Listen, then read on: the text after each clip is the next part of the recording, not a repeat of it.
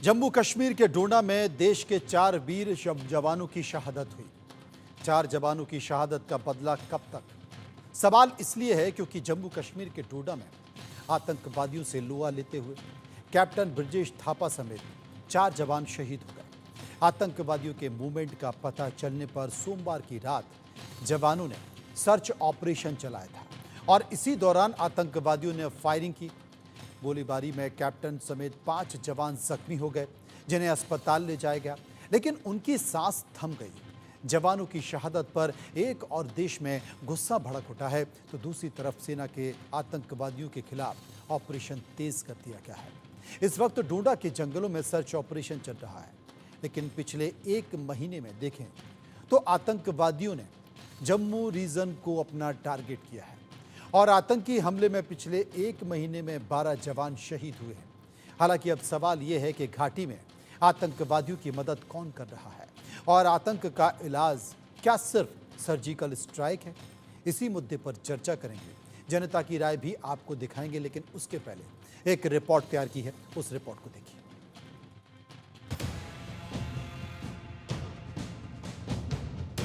सरकार को इस पे कड़ा एक्शन लेना चाहिए, ठीक है, और उसको मुंह तोड़ जवाब देना चाहिए आतंकी को।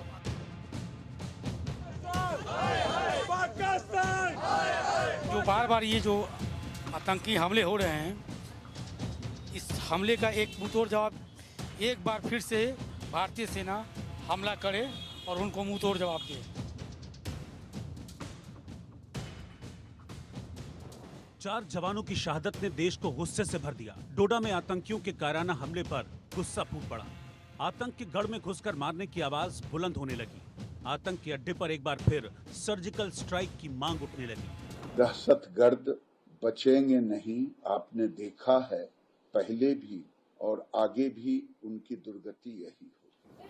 देश जवानों की शहादत का बदला मांग रहा है और इस बीच घाटी में सेना ने आतंकियों को मिट्टी में मिलाने का एक्शन प्लान बना लिया। आतंक के सफाए के लिए सबसे बड़ा ऑपरेशन शुरू हो गया। डोडा के इन जंगलों में जमीन और आसमान दोनों जगहों से उन आतंकियों की तलाश तेज हो गई, जिन्होंने घात लगाकर देश के वीर जवानों पर कायराना हमला किया था। 4 सेना के जवान जो है वो शहीद हो चुके थे। उसके बाद से लगातार इलाके को घेर कर तलाशी अभियान जो है वो चलाया जा रहा है। ऑपरेशन लगातार चल रहा है। दरअसल डोडा जिले में पिछले 1 महीने में लगभग 7 से 8 आतंकी वारदातें हुई हैं, जिसमें 3 आतंकी मारे भी गए थे 26 जून को, मगर उससे पहले आतंकियों द्वारा सुरक्षा बलों को निशाना बनाने के प्रयास जो है वो कई बार किए, जिसे बार बार सुरक्षा बलों ने विफल किया। मगर बीती रात जो है हुई इस मुठभेड़ में सेना के 4 जवानों की शहादत हुई है। अब पूरे इलाके में जो है ऑपरेशन चलाया जा रहा है। सेना डोडा के इस जंगल का चप्पा चप्पा खंगाल रही है, छिपकर बिल में बैठे आतंकियों का पता लगा रही है। लेकिन सेना के ऑपरेशन के बीच शहादत पर सियासत गर्मा उठी। जम्मू में लगातार आतंकी हमले और जवानों की शहादत पर पीडीपी चीफ महबूबा मुफ्ती ने सरकार की नीतियों को सवालों के कटघरे में खड़ा कर दिया। मुल्क से जवान आते हैं अपनी ड्यूटी करने के लिए, वो यहाँ से ताबूत में वापस चले जाते हैं, और इसका रिस्पॉन्सिबल कौन है? अगर आप कहते हैं मिलिटेंसी खत्म हुई है, तो जम्मू ये क्या हो रहा है? ये जम्मू में इतने लोग क्यों मारे जाते हैं? मुझे लगता है कि ये इसका नोटिस होम मिनिस्टर को लेना चाहिए, इसका नोटिस डिफेंस मिनिस्टर को लेना चाहिए। महबूबा मुफ्ती के साथ ही कांग्रेस ने भी जम्मू कश्मीर में आतंकी हमलों को लेकर सरकार पर सवाल दागने शुरू किए। जवानों की शहादत पर सरकार की नीतियों पर सवालिया निशान लगा दिए। मोदी सरकार के पिछले 38 दिनों में 9 आतंकी घटना हमले की हुई, 12 जवान हमारे शहीद हुए, 13 जवान जीवन मौत के बीच में संघर्ष कर रहे हैं, 10 निर्दोष नागरिक मारे गए, 44 निर्दोष नागरिक जीवन मौत के बीच संघर्ष कर रहे हैं। और सबसे बड़ी चिंताजनक बात है कि जो घाटियों में हुआ करता था आतंकी हमला, अब वो जम्मू में दस्तक दे रहा है। तो कुल मिलाकर भारतीय जनता पार्टी की कमजोर मोदी सरकार की लचर सुरक्षा नीति के कारण ये हो रहा है। हम सब दुखित हैं। कांग्रेस कभी सेना के शौर्य पर प्रश्न चिन्ह खड़ा करते हैं, लेकिन आज अगर हमारे जवान शहीद हुए हैं तो हम सब दुखित हैं। लेकिन दहशतगर्द बचेंगे नहीं, आपने देखा है। सरकार का संदेश साफ है कि आतंकी बचेंगे नहीं, बिल से निकालकर उन्हें मारा जाएगा। घाटी से आतंक का सफाया होगा, लेकिन सवाल है कि जम्मू कश्मीर में आतंकियों का मददगार कौन है, और सवाल ये भी है कि क्या आतंक का इलाज सिर्फ सर्जिकल स्ट्राइक है। Bureau report, India news. Captain Thapa की उम्र ज़्यादा नहीं थी, वो मात्र 27 साल के थे। और जब उनकी मां से पूछा गया बेटे के बारे में, तो उसने कहा कि बेटे को नहीं भेजती तो आखिर सीमाओं की रक्षा कौन करता। ये देश की मां है। लेकिन सबसे बड़ा सवाल है कि एक के बाद एक आतंकवादी हमारे सेना के जवानों को शहीद कर रहे हैं, मार रहे हैं, और अब तक कोई ठोस जवाब सरकार की ओर से नहीं मिल पाया है। लोगों में गुस्सा है इस बात को लेकर। जो सवाल हमने लोगों से पूछे, उनमें पहला सवाल था सर्वे का। वो पहला सवाल था कि डोडा में आर्मी अफसर, जवान और पुलिसकर्मी की शहादत के बदले में क्या कार्रवाई चाहते हैं। 19% लोगों ने कहा पाक पर सर्जिकल स्ट्राइक, 48% लोगों ने कहा आतंकी गुटों का सफाया, 29% लोगों ने कहा मददगारों पर सख्त एक्शन होना चाहिए, और 4% लोग इस पर कुछ भी कहना नहीं चाहते। मेजर जनरल रिटायर्ड पीके सहगल, जो कि रक्षा विशेषज्ञ भी हमारे साथ मौजूद हैं, अमित रैना, जो कि कश्मीरी पंडित हैं, एलन राव साहब, जो कि पूर्व डीसीपी स्पेशल सेल के, तीनों हमारे साथ मौजूद हैं। सबसे पहला सवाल मैं अमित रैना से पूछूंगा, जो कि कश्मीरी पंडित हैं। अमित साहब, मैं आपसे ये पूछना चाहता हूं कि अब तक जम्मू शांत होता था, लेकिन हाल के दिनों में आतंकवादियों ने इस शांत जम्मू को अपना टारगेट बनाया है। पहले यहां आतंकवादी घटना होती थी, लेकिन काफी समय से शांत थी, और ये वो इलाके थे जहां पर आतंकवादी नहीं थे। लेकिन अगर यहां आतंकवादी आ गए हैं, यहां पर आतंकवादी घटनाएं बढ़ गई हैं, तो इसके पीछे का कारण क्या है? देखिए, इसके पीछे कारण कई हैं, और जो मुख्य कारण रहा है, एक तो कश्मीर में जो 2019 के बाद जो सख्ती बरती गई है, उसके बाद कश्मीर वैली में ऑपरेट करना आतंकवादियों के लिए थोड़ा मुश्किल हो गया था। पाकिस्तान के लिए इन्फिल्ट्रेशन करना थोड़ा मुश्किल हो गया था। तो इसलिए जो थिएटर ऑफ एक्शन है वो मूव कर दिया गया जम्मू की ओर, क्योंकि जम्मू पिछले 10-15 साल में रिलेटिवली पीसफुल था। इस कारण ट्रूप मूवमेंट्स कम कर दिए गए थे। Eastern Ladakh movement troop movement हो गई थी। इंटेलिजेंस जो थी वीक हो गई थी, उस लेवल की नहीं रही थी, तो इसलिए एक इजी टारगेट मिल गया था। इसके अलावा अगर आप देखेंगे, जो पंजाब बॉर्डर और जो कठवा बॉर्डर, जो इंटरनेशनल बॉर्डर है, उस पर भी आज इन्फिल्ट्रेशन शुरू हो गई। तो एलओसी से मूव करके इन्फिल्ट्रेशन आज इंटरनेशनल बॉर्डर्स के आसपास भी आ गई। तो एक पहला कारण तो ये है। दूसरा कारण ये, और जो मुख्य कारण है, कि 2019 के बाद जो आपने जम्मू कश्मीर में जो चल रहा जिहाद है, जो जम्मू कश्मीर में चल रहा पाकिस्तान से निरंतर अटैक है, उसको आपने कहीं ना कहीं एक वो विनिंग हार्ट्स और माइंड की स्ट्रेटेजी में करप्शन, डेवलपमेंट दिखाकर उसको टैकल करने की कोशिश करी। और जो रेडिकलाइजेशन है और जो सपोर्ट सिस्टम था इन आतंकवादियों को बरकरार रखा आपने, आप उसको क्रैक नहीं कर पाए। कश्मीर में उस मूवमेंट ने हाइब्रिड का रोल ले लिया, और क्योंकि वहाँ शक्ति ज्यादा थी और जहाँ जम्मू में ढील थी, वहाँ पे टेरर अटैक होने लगे हैं। पिछले 2.5 साल में एक ही ग्रुप लार्ज सेक्शन में ऑपरेट कर रहा है, और आप अभी तक आइडेंटिफाई नहीं कर पा रहे हैं कि उनके संरक्षक कौन है। ये एक फेलियर माना जा सकता है, ये एक फेलियर माना जा सकता है। एक और सवाल हमने जो लोगों से पूछा सर्वे में, वो सवाल था कि 78 दिनों में सेना पर 11 हमलों के पीछे आप किसका हाथ मानते हैं? 37% यानी कि 37% लोगों ने कहा पाकिस्तान की साजिश है। 4% लोग चीन की साजिश मान रहे थे।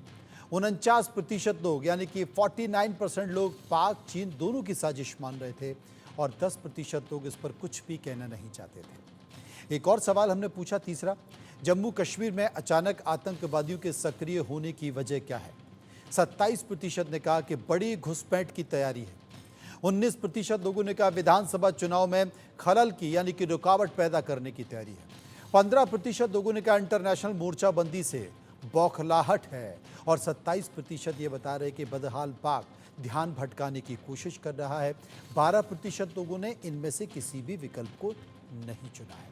सहगल साहब हमारे साथ मौजूद हैं। सहगल साहब, आप क्या मानते हैं, अगर ये हो रहा है, अगर ये घट रहा है, इसके पीछे का कारण क्या है? ये आपका सवाल बहुत अहम है जी। मैं इन तमाम के अलावा कुछ और बोलना चाहता हूँ। जी। अगर आपको याद होगा 1962 की लड़ाई चाइना के साथ हम इसलिए हारे because of bureaucratic and political levity. उन्होंने बहुत बड़ी गलतियां की, उनके सोच में बड़ी गलतियां थी। इसी प्रकार यहाँ भी ब्यूरोक्रेटिक गलतियां की गई। अब जब 3 साल कोविड रहा तो 3 साल में आर्मी में कोई रिक्रूटमेंट नहीं की, जिससे आर्मी की स्ट्रेंथ 2 लाख कम हो गई। इसके बावजूद कि आपके पास 2 बड़े अनसेटल्ड बॉर्डर्स हैं, 2 न्यूक्लियर पावर्स आपके दुश्मन हैं और दोनों में आपस में काफ़ी से ज़्यादा गठबंधन हो चुका है। साथ ही साथ बहुत बड़े पैमाने पर हाफ फ्रंट इंटरनल सिक्योरिटी की प्रॉब्लम है। फिर जैसे कि आपने कहा कि पिछले 2 साल में ये इलाका जो है बिल्कुल शांत था, इसमें किसी प्रकार की कोई घटना नहीं हो रही थी, कोई बड़े हादसे नहीं हो रहे थे। जब गलवान के अंदर चाइनीज़ की मूवमेंट हुई, दीपसांग में, दमचौक वगैरह में, तो अपने बहुत बड़े पैमाने पे यहाँ से सिक्योरिटी फोर्स को हटा दिया। उसकी वजह से यहाँ सिक्योरिटी ग्रिड कमज़ोर हो गया, इंटेलिजेंस ग्रिड कमज़ोर हो गया। उसका फ़ायदा पाकिस्तान ने उठाया है। यहाँ ऊंचे ऊंचे पहाड़ियाँ हैं, फास्ट फ्लोइंग रिवर्स हैं, नाले हैं, इन्फिल्ट्रेशन के रूट्स बड़े आसान हैं, बड़ी आसानी से इन्फिल्ट्रेशन हो सकता है और घने जंगल हैं और आपके पास बूट्स ऑन ग्राउंड नहीं है। और जब तक आपके पास बूट्स ऑन ग्राउंड नहीं हो, आप जो मर्जी कोशिश कर लिए सेना, आप उस आतंकवाद को नहीं रोक सकते। फिर साथ ही साथ ओवर ग्राउंड वर्कर्स जो हैं, उनकी बड़े पैमाने पर सिंपैथी है पाकिस्तान की तरफ से। और ये जो बड़े पैमाने पर साजिश है चाइना और पाकिस्तान की तरफ, ये लगभग 60 के करीब इन्फिल्ट्रेटर्स दिल्ली में घुस चुके हैं, जम्मू कश्मीर में घुस चुके हैं, जो अलग अलग जगह फैल गए हैं। ये बड़े वेल ट्रेंड हैं जंगल वॉरफेयर में, इन्होंने ट्रेनिंग प्राप्त की है पाकिस्तान के अंदर, अफगानिस्तान के अंदर और कुछ अफ्रीकन नेशन के अंदर। इनके पास जो हथियार हैं वो अल्ट्रा मॉडर्न है, हाईली सोफिस्टिकेटेड है। They are using miniature satellite communication sets, जिनको आप इंटरसेप्ट करना ऑलमोस्ट इम्पॉसिबल है। तो ये तमाम फ़ायदे हैं। दूसरा ये, क्योंकि ऊंची पहाड़ियाँ हैं, जंगलात हैं, इनको सारे एडवांटेजेस हैं। वो छुपे हुए हैं, आप ओपन में हो, आप ओपन में उनके ऊपर जाने की कोशिश कर रहे हैं, वो खुले, वो पहला निशाना वो आपको लगाते हैं। पहला जो पहला वार करता है उसको बड़े पैमाने पर सक्सेस मिलती है और वही सक्सेस की वजह से हम बार बार। और ये घटना भी कुछ ऐसी हुई है क्योंकि वहां पर आतंकवादियों के छुपे होने की जानकारी मिली थी। सेना के जवान सर्च ऑपरेशन कर रहे थे और अचानक आतंकवादियों ने हमला कर दिया और 5 कैजुअलिटी हो गई। कुछ और सवाल जो अपने सर्वे में हमने पूछे, वो सवाल, क्या सेना पर लगातार हमलों के पीछे आप लोकल इंटेलिजेंस के फेलियर को बड़ी वजह मानते हैं? 84% लोगों ने कहा हाँ मानते हैं, 14% लोगों ने कहा नहीं मानते और 2% इस पर कुछ भी कहना नहीं चाहते थे। एक और सवाल, 5वां सवाल जो हमने पूछा कि क्या जम्मू कश्मीर की कुछ सियासी पार्टियां अब भी अलगाववादियों को पीछे से सपोर्ट कर रही हैं? 85% लोगों ने कहा हाँ, 8% लोगों ने कहा ना और 7% लोग इस पर कुछ भी कहना नहीं चाहते थे। राव साहब हमारे साथ मौजूद हैं, एलन राव, जो कि पूर्व डीसीपी रहे हैं। राव साहब, सरकार की तरफ से, स्थानीय प्रशासन की तरफ से ये कहा जा रहा था कि आतंकवाद मुक्त करा लिया गया है जम्मू कश्मीर, आतंकवादी घटनाएं नहीं होती, पत्थरबाजी नहीं होती। हाल के दिनों में देखा भी गया कुछ समय तक, लेकिन अचानक से ये घटनाएं बढ़ गईं। अब इनके पीछे का कारण क्या है? क्या इनके पीछे का कारण पाकिस्तान है? क्या इनके पीछे का कारण विधानसभा चुनाव है? या फिर इनके पीछे का कारण पाकिस्तान के भी पीछे जो चाइना है, जो बहुत कुछ प्लान कर रहा है, चाहे वो LAC हो या LOC हो, क्या वो है? आने वाला समय क्या वाकई टफ हो सकता है? देखिए, जो आपने कारण सभी बताए, उनका सबका कंट्रीब्यूशन इसमें डेफिनेटली है, किसी का कम या किसी का ज़्यादा। सबसे इम्पोर्टेंट बात है, क्योंकि मैंने तो ऑपरेशंस ऐसे किए हैं, जब मैं स्पेशल सेल दिल्ली पुलिस में था, टेररिस्ट एक्टिविटीज़ को कंट्रोल करने का हमारी जिम्मा था, तो हम कई बार इन्फॉर्मेशन के तौर पर उस एरिया में RR के साथ, राष्ट्रीय राइफल के जवानों के साथ में हमने ऐसे टेरेन में घूमे हैं जो पहाड़ी एरिया है। और जो अभी बता रहे थे कि वो ऊपर से जो बैठे होते हैं उनका प्लस पॉइंट होता है, वो कभी भी हम नीचे टारगेट रहते हैं, वो ऊपर से छुपे बैठे रहते हैं। लेकिन सबसे इम्पोर्टेंट बात जो हमें पता लगी है उस टाइम भी और अभी भी, वही वो एक प्रकार से यूनिवर्सल ट्रुथ है कि जब तक लोकल लोगों की मदद नहीं होगी, टेररिस्ट लोगों को, उनको छुपने की जगह, उनके हथियार छुपाने की जगह या उनको खाना पानी देने की जगह ऐसी जब तक नहीं होगी, तब तक वो अपने मंसूबों में कामयाब नहीं हो सकते। तो डेफिनेटली जो लोकल इंटेलिजेंस की बात है, जो कि वहाँ कर क्षेत्र में खुफिया तंत्र जिसे कहते हैं हम, अपना वहाँ के लोकल पुलिस का भी, आर्मी का भी अपना है, वो सारा का सारा अपने आप में कंसोलिडेटेड एफर्ट्स नहीं करेंगे तब तक इन लोगों के बारे में तो मालूम होना बड़ा मुश्किल है।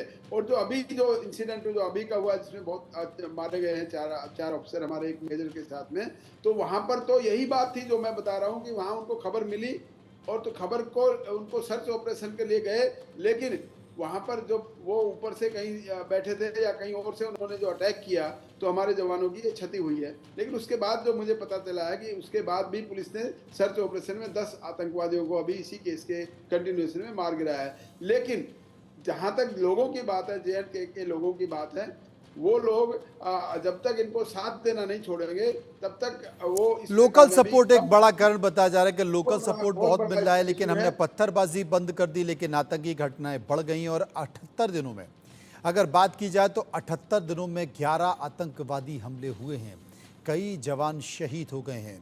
इस पर सरकार की ओर से अब तक कोई सख्त संदेश नहीं आया, क्योंकि जो सर्वे हमने किया है उसमें लोग सख्त संदेश की बात कर रहे हैं। इस बीच पूर्व केंद्रीय मंत्री अनुराग ठाकुर ने भी इस हमले को लेकर कुछ कहा, सुनते हैं। जो लोग आतंक फैलाने वाले हैं उनके खिलाफ कड़ी कार्रवाई पहले भी हुई है और अब भी उनके खिलाफ कड़ी कार्रवाई ही होगी। कुछ लोग हैं जो लगातार शांति को भंग करना चाहते हैं और जम्मू कश्मीर के हालात खराब करना चाहते हैं। मुझे पूर्ण विश्वास है हमारे सुरक्षा बल इसका मुंहतोड़ जवाब देंगे। सहगल साहब हमारे साथ मौजूद है। सहगल साहब, एक छोटा सा सवाल आपसे पूछना चाहता हूं, क्योंकि सरकार विधानसभा की तैयारी में लग गई है और विधानसभा चुनाव भी कराती है। स्वाभाविक तौर पर पाकिस्तान नहीं चाहता, जो अलगाववादी शक्तियां वो नहीं चाहती, लेकिन इन सब के बावजूद हमारे बॉर्डर्स पर LOC पर भी हलचल दिखाई दे रही है। यानी कि सामने तो आपको पाकिस्तान की सेना दिखाई देती है, लेकिन उसके पीछे चाइना है जो कुछ रच रहा है।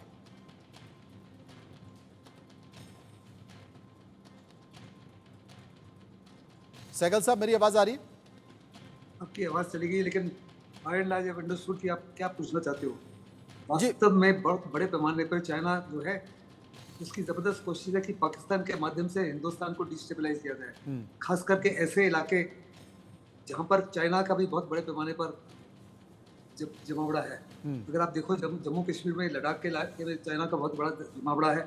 हमारी तमाम कोशिशों के बावजूद 22 हमारी बातचीत हो चुकी है हमारे कोर कमांडर्स के बीच में। चाइना ने दमचौक का इलाका या दीपसंग का इलाका खाली नहीं किया। यहाँ तक कहा जा रहा है कि जब गोंगसबल लेक के अंदर नदन शोल्डर के ऊपर उन्होंने बंकर्स बनाने शुरू कर दिए, उसमें फ्यूल रखा जा रहा है, उसमें एमुनिशन रखा जा रहा है, वो हार्डन शेल्टर बना रहे हैं अपने टैंक्स के लिए, APCs के लिए। यानी दूसरे लफ्ज़ों में चाइना बहुत बड़े पैमाने पर कुछ ऐसी चीज़ों में लगा हुआ है जिसमें अगर हमने सख्ता नहीं कुछ दर्जे की दर्शाई तो चाइना उसका फायदा उठा सकता है। निश्चित तौर पर आपका संकेत मैं समझ गया कि अगर हमने कोई सतर्कता नहीं दर्शाई तो चाइना उसका फायदा उठा सकता है। बहुत बहुत शुक्रिया करूंगा सभी लोगों का जो इस पूरे मामले में मेरे साथ विस्तार से चर्चा कर रहे थे, विश्लेषण कर रहे थे, क्योंकि ये विश्लेषण देश के लिए भी बहुत ज़रूरी है। सभी का बहुत बहुत शुक्रिया। कुल मिलाकर 2 बड़े मुद्दे जिस पर हमने चर्चा की, सर्वे किया, लोगों की राय आपको दिखाई, और दोनों ही मुद्दों की चर्चा पूरे देश में भी हो रही है। फिलहाल आंकड़े हमारे, फैसला आपका में इतना ही। बाकी खबरों के लिए आप चलते रहिए इंडिया न्यूज़ के साथ। मुझे दीजिए